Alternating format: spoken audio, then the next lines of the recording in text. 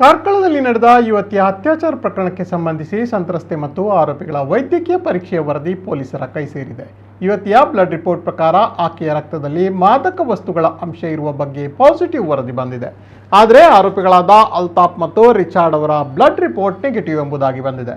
ಏನೋ ಕಾರ್ನಲ್ಲಿ ಪತ್ತೆಯಾದ ಡ್ರಗ್ ಬಗ್ಗೆ ಅಲ್ತಾಫ್ನ ವಿಚಾರಣೆಗೆ ಒಳಪಡಿಸಿದಾಗ ಯುವತಿಗೆ ಡ್ರಗ್ ನೀಡಿರುವ ಬಗ್ಗೆ ಆತ ಪೊಲೀಸರಲ್ಲಿ ಒಪ್ಪಿಕೊಂಡಿದ್ದಾನೆ. ವಶಪಡಿಸಿಕೊಂಡ ಕಾರ್ನಲ್ಲಿ ಪತ್ತೆಯಾದ ಪುಡಿಯನ್ನು ವೈಜ್ಞಾನಿಕ ಪರೀಕ್ಷೆಗಾಗಿ ಫಾರೆನ್ಸಿಕ್ ಸೈನ್ಸ್ ಲ್ಯಾಬೊರೇಟರಿಗೆ ರವಾನಿಸಲಾಗಿದೆ. ಯುವತಿಗೆ ಯಾವ ಮಾದರಿಯ ಅಮಲು ಪದಾರ್ಥ ನೀಡಲಾಗಿದೆ ಎಂಬ ಬಗ್ಗೆ ವರದಿಯ ನಿರೀಕ್ಷೆಯಲ್ಲಿದ್ದಾರೆ ಪೊಲೀಸರು. ಈ ಬಗ್ಗೆ ಕಾರ್ಕಳ ನಗರ ಠಾಣೆಯಲ್ಲಿ ಪ್ರತ್ಯೇಕ ಪ್ರಕರಣ ಕೂಡ ದಾಖಲಾಗಿದೆ. ಏನೋ ಅಲ್ತಾಫ್ ಡ್ರಗ್ಸ್ ಅನ್ನು ಎಲ್ಲಿಂದ ಪಡೆದಿದ್ದಾನೆ ಎನ್ನುವ ಬಗ್ಗೆ ಸ್ಥಳ ತನಿಖೆ ನಡೆಸಲಾಗುತ್ತಿದೆ. ಸಂತ್ರಸ್ತ ಯುವತಿ ಜಡ್ಜ್ ಮುಂದೆ ಹೇಳಿಕೆ ಪಡೆಯುವ ಪ್ರಕ್ರಿಯೆಯನ್ನು ಬಾಕಿ ಇದೆ. ಸಂಪೂರ್ಣ ಚೇತರಿಸಿಕೊಂಡ ಬಳಿಕ ಆಕೆಯನ್ನು ಕೋರ್ಟ್ ಮುಂದೆ ಹಾಜರುಪಡಿಸಲು ಪೊಲೀಸರು ನಿರ್ಧರಿಸಿದ್ದಾರೆ. ಈ ಕುರಿತಂತೆ ಉಡುಪಿ ಎಸ್ಪಿ ಡಾಕ್ಟರ್ ಅರುಣ್ ಕುಮಾರ್ ಮಾಧ್ಯಮಗಳಿಗೆ ಪ್ರತಿಕ್ರಿಯೆಯನ್ನು ನೀಡಿ ಆದಷ್ಟು ಶೀಘ್ರದಲ್ಲಿ ಪ್ರಕರಣದ ತನಿಖೆಯನ್ನು ಪೂರ್ಣಗೊಳಿಸುತ್ತೇವೆ ಎಂದು ತಿಳಿಸಿದ್ದಾರೆ. ಕಾರ್ಕಳದ ಅತ್ಯಾಚಾರ ಪ್ರಕರಣ ಸಂಬಂಧಿಸಿದಂತೆ ಹುಡುಗಿ ಇದು ಬ್ಲಡ್ ಟೆಸ್ಟ್ ಅದರಲ್ಲಿ ಮಾದಕ ದ್ರವ್ಯ ಇದೆಯೇ ಎಂದು ಪಾಸಿಟಿವ್ ಆಗಿ ರಿಸಲ್ಟ್ ಬಂದಿದೆ. ಅಕ್ಯೂಸ್ಡ್ ನಂಬರ್ 1 ಪ್ರಥಮ ಆರೋಪಿಯಾದ ಅಲ್ತಾಫ್ ಒಂದು ಬ್ಲಡ್ ಟೆಸ್ಟು ನೆಗೆಟಿವ್ ಎಂದು ಬಂದಿದೆ.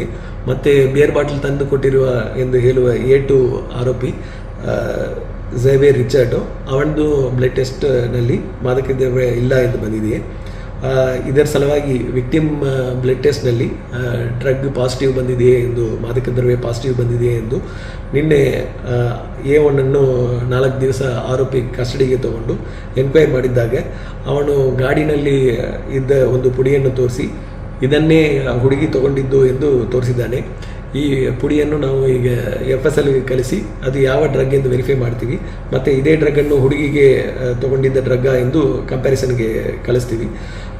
ಇದರ ಸಲುವಾಗಿ ಕಾರ್ಕಳ ಟೌನ್ ಪೊಲೀಸ್ ಸ್ಟೇಷನ್ನಲ್ಲಿ ಸೆಪರೇಟ್ ಪ್ರಕರಣ ಒಂದು ದಾಖಲಾಗಿದೆಯೇ.